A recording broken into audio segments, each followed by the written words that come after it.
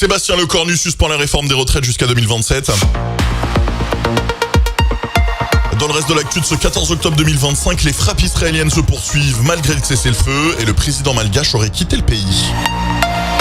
Sébastien Lecornu a donc défendu sa politique générale devant les députés. Le Premier ministre a assuré que la crise de régime n'aura pas lieu, promettant de restaurer le dialogue entre gouvernement et parlement. Il a confirmé qu'il renonçait à l'usage du 49.3 pour le budget, garantissant que le débat ira jusqu'au bout, jusqu'au vote.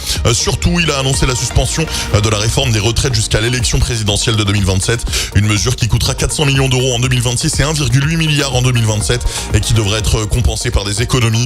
Lecornu propose aussi une conférence sur les retraites et le travail et promet un nouvel acte de décentralisation en décembre. Il souhaite enfin une contribution exceptionnelle des plus grandes fortunes dans le prochain budget. Mais à gauche, les réactions s'enchaînent. Pour Manuel Bompard, ce n'est qu'une temporisation. Le coordinateur de la France Insoumise appelle les socialistes à voter la censure, tandis que les écologistes ont déjà confirmé qu'ils la soutiendraient. Et les députés socialistes, eux, se sont réunis cet après-midi pour déterminer leur position. Hier, à Sharm el-Sheikh, une trentaine de dirigeants se sont réunis pour un sommet consacré à la paix à Gaza, coprésidé par Donald Trump et Abdel Fattah el-Sisi. Une journée historique, selon le président égyptien, marquée par la signature d'une déclaration censée garantir le cessez-le-feu à Gaza.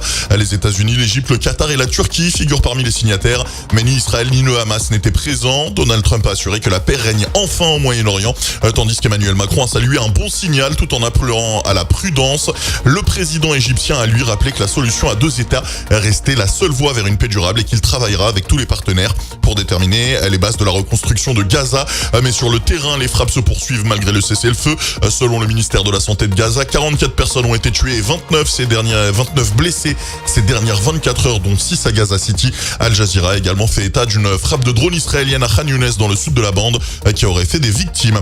À Madagascar, la tension monte. L'Assemblée nationale a voté à la destitution du président Andry Rajoelina jusqu'à que ce dernier juge illégal.